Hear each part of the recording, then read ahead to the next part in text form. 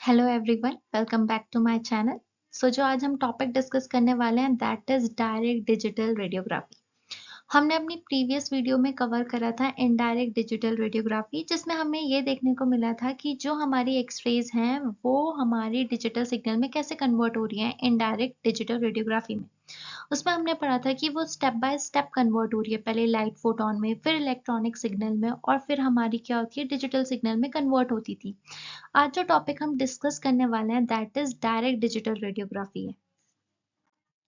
आपको नाम से ही पता चल रहा होगा, डायरेक्ट डिजिटल रेडियोग्राफी मतलब जो डायरेक्टली क्या कर रही है, डिजिटल सिग्नल में उन्हें कन्वर्ट कर रही है।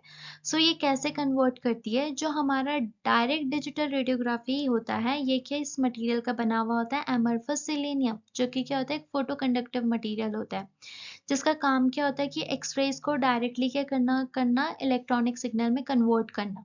इसमें हम कोई भी इंटरमीडिएट मटेरियल का यूज नहीं करते सिंटिलेशन के जैसे, जो कि हमारी एक्सरेज को लाइट फोटोन में कन्वर्ट करेगा, जो कि हम इनडायरेक्ट में यूज करते थे। इसमें जो हमारा सेलेनियम होता है वो डायरेक्टली हमारी एक्सरेज को क्या करता है, इलेक्ट्रॉनिक सिग्नल में कन्वर्ट कर देता है। अब ये काम कैसे करता है? एक्सरे एक्सपोजर से पहले हम क्या करते हैं, सेलेनियम को हाई वोल्टेज सप्लाई देते हैं। जब हम उसे हाई वोल्टेज सप्लाई देते हैं, उसके बाद क्या होता है, इंटरेक्शन होने लग जाता है एटम के बीच में और एक्सरेज के बीच में।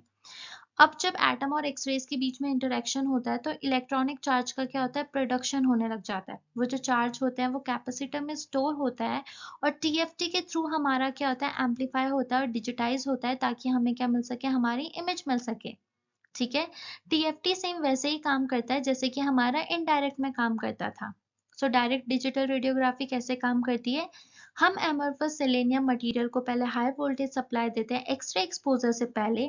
उसके बाद इंटरेक्शन होता है एटम्स के बीच में और एक्सरे के बीच में, जिसके वजह से इलेक्ट्रिक चार्ज प्रोड्यूस होता है। वो इलेक्ट्रिक चार्ज हमारा कैपेसिटर में स्टोर होता है और रीड आउट होता है और एनालाइज होता है किसके थ्रू, टीएफटी के थ्रू, जिसकी वजह से हमें इमेज मिलती है देखने के लिए। थोड़ा सा डायग्राम से समझ लेते हैं इसे। ये हमारा एमरफस सेलेनियम का मटेरियल है।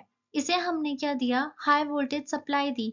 अब जब इस पे एक्सरेज पड़ेंगी तो क्या होगा कि यहाँ पे इंटरेक्शन होगा, किसके बीच में, एमरफस सेलेनियम के मटेरियल के बीच में और एक्सरेज के बीच में, जिसकी वजह से यहाँ पे क्या होगा, इलेक्ट्रिक चार्ज प्रोड्यूस होगा।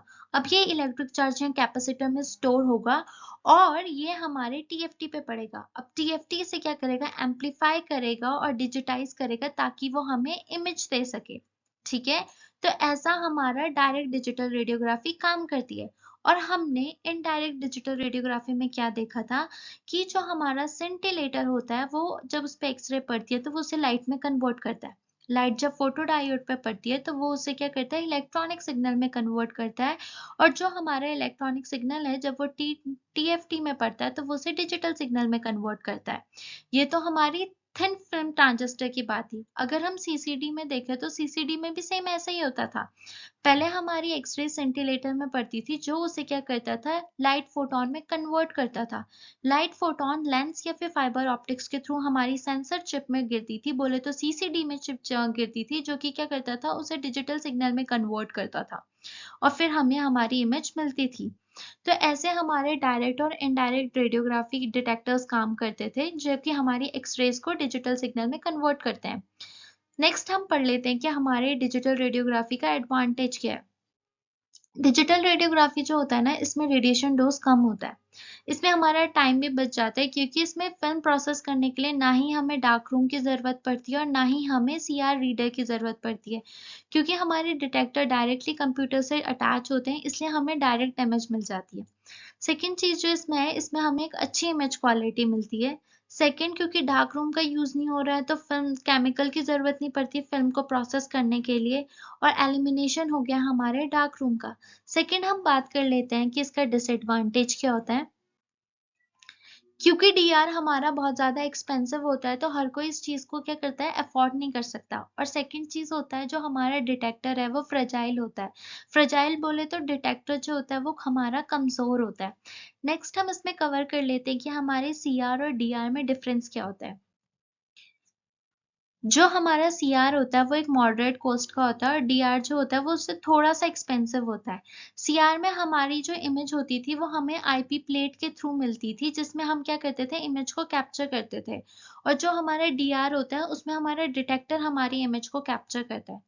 सीआर में हमें जो इमेज मिलती थी वो हमारे फॉस्फर रीडर या फिर आईपी रीडर के थ्रू मिलती थी। जब हम उसे आईपी को आईपी रीडर में डालते थे तब जाके हमें हमारी इमेज मिलती थी। पर डिजिटल रेडियोग्राफी में डायरेक्टली हमें डिटेक्टर से हमारी इमेज मिल जाती है। सेकेंड चीज ये होती है कि हमें प्रोसेसिंग करने में सीआर में 55 सेकेंड्स लगता है, बल्कि डिजिटल रेडियोग्राफी में क्या होता है 3 सेकेंड्स लगता है। मतलब कि हमारा सीआर ज्यादा टाइम लेता है और डीआर हमारा कम टाइम लेता है। So that's all for today. Thank you for watching my video. अगर आपको ये वीडियो अच्छी लगी तो लाइक शेयर एंड सब्सक्राइब करें। अगर आपने मेरी प्रीवियस वीडियो नहीं देखी है डिजिटल रेडियोग्राफी का पार्ट 1 एंड कंप्यूटर रेडियोग्राफी, तो लिंक डिस्क्रिप्शन में मैंने दे रखी है, आप जाके वो भी चेक कर सकते हैं। So thank you for watching, happy learning.